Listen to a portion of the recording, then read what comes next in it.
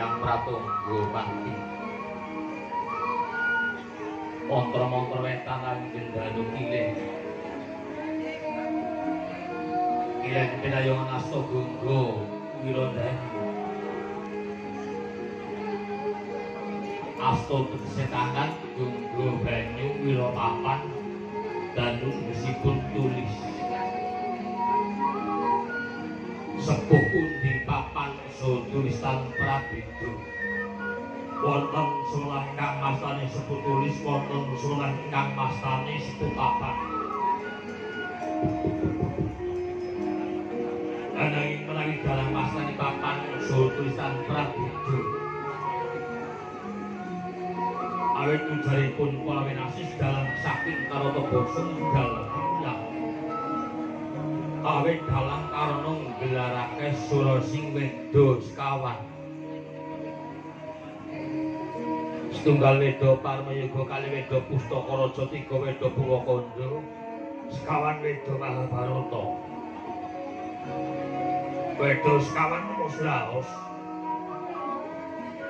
Ana Caraka Data Salapada Jaya Nyemaka Batanga. Ana Caraka dening sisih wetan Data Sala Kidul Pada Jaya Nyakileh. Ler Maga Batanga. Purwaning cariyos awewaton Kanda Buddha Purwaka. Kanda marang caritane, Buddha marang asale rumiyin, Purwaka marang kawitane. Samangke kawasran perang budi kang tetelo karya tilasing tabet ingkang kawujud gambar Rineka Jalma. Wikan winastanan wayang.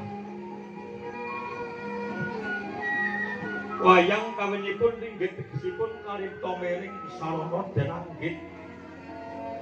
Anggitanipun para bujang kulinangku kalebet Kanjeng Sunan Kalijaga.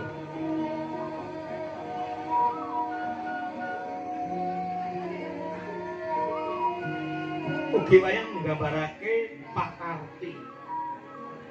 Pakarti sae saha pakarti Allah.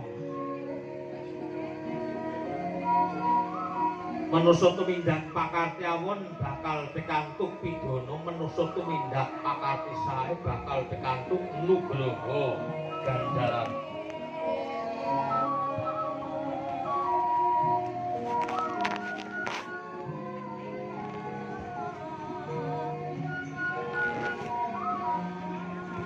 Punika warnanipun ringgit.